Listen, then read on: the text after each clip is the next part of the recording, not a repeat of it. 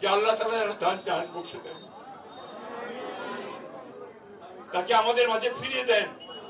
আমরা আসুন পরম করুণাময় আল্লাহ তাআলার কাছে এই দোয়া চাই যে আল্লাহ তাআলা যেন আমাদের গণতন্ত্রের প্রতীক, যিনি আমাদেরকে স্বৈরাচারের কাছ থেকে গণতন্ত্র এনে নেতৃত্ব দিয়েছিলেন, যিনি এই দেশে বহুদলীয় গণতন্ত্রকে আরো শক্তিশালী করার জন্য সংসদীয় গণতন্ত্র প্রবর্তন করেছিলেন, যিনি কেয়ারটেকার গভর্নমেন্টকে সংবিধানে সংযোজন করে তিনি এই দেশের মানুষের ভোটের অধিকারকে নিশ্চিত করেছিলেন, যিনি এই দেশের মানুষকে তার আর্থিক মুক্তির জন্য কাজ করেছিলেন, যে কারণে তখন বিদেশের পত্রিকাগুলোতে লেখা হতো ইমার্জিং টাইগার, একটা ভাগ বেরিয়ে আসছে অর্থনৈতিক দিক দিয়ে বাংলাদেশ।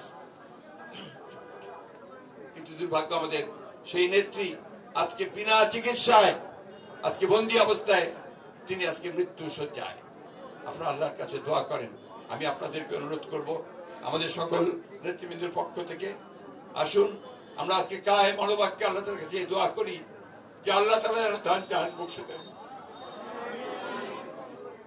তাকে আমাদের মাঝে ফিরিয়ে দেন, আমরা যেন তার নেতৃত্বে আবার সবাই আগের মতো জেগে উঠতে পারি এবং এই ভয়াবহ দানব যে আমাদের রাষ্ট্রের, মানুষের, জাতির সমস্ত কিছু ধ্বংস করে দিচ্ছে, তাকে যেন আমরা পরাজিত করতে পারি।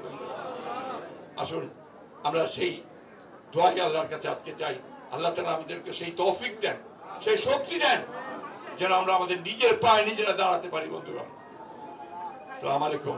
তোমার শাহী দরবারে আলিশানে হাত গোনা পেতে দিয়েছি, মেহেরবানি করে আমাদের হাতকে কবুল করে নাও। রব্বুল আলামিন, আল্লাহ তাআলা কুরআনুল কারীম থেকে তেলাওয়াত করা হয়েছে, নবীর উপরে দুরূদ ও সালাম পেশ করা হয়েছে। ইয়ার শাকুল্লু সওয়াব সোনার মদিনায় নবী পাকের রওজা মোবারকে পৌঁছিয়ে দাও। तमाम পৃথিবীর নিচে যত মুসলমান নরনারী শুয়ে গিয়েছেন, আল্লাহ মেহেরবানি করে তাদের সকলের আরওয়ার হাদিয়াটুকু পৌঁছিয়ে দাও। রব্বুল আলামিন, মহান স্বাধীনতার ঘোষক শহীদ রাষ্ট্রপতি জিয়াউর রহমানের রূহ মুবারক ইয়ার হাদিয়া পৌঁছিয়ে দাও। রব্বুল আলামিন, তুমি অন্তর্যামী, তুমি ভালো করে জানো কি উদ্দেশ্য নিয়ে আজকে এই দোয়া মাহফিলের আয়োজন করা হয়েছে। আল্লাহ, বিএনপির চেয়ারপারসন আল্লাহ দেশনেত্রী বেগম খালেদা জিয়া অসুস্থ অবস্থায় হাসপাতালে রয়েছে। আল্লাহ মেহেরবানি করে আমাদের প্রিয় মা, আমাদের প্রিয় নেত্রীকে তুমি পরিপূর্ণ সুস্থতা দান করে দাও।